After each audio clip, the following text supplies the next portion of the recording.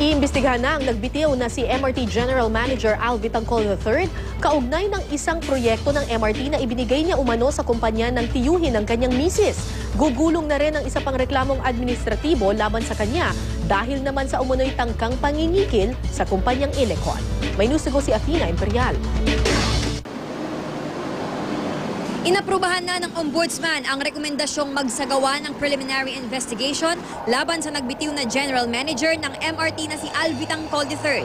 Nahaharap sa reklamong kriminal at administratibo si Vitangcol kaugnay ng maanumalya umanong 3 bilyong pisong capacity expansion project ng MRT3.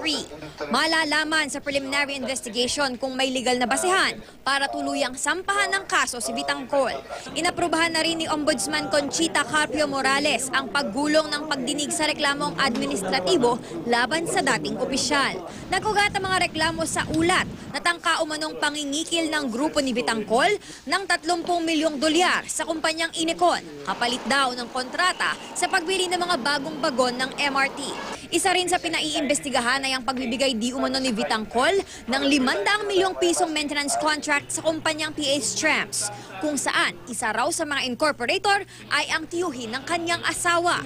Nakausap sa telepono ng GMA News ang abogado ni Vitangcol na si Attorney Arturo Tan, pero hindi raw muna sila magkokomento dahil hindi pa nila natatanggap ang formal na notice mula sa Ombudsman.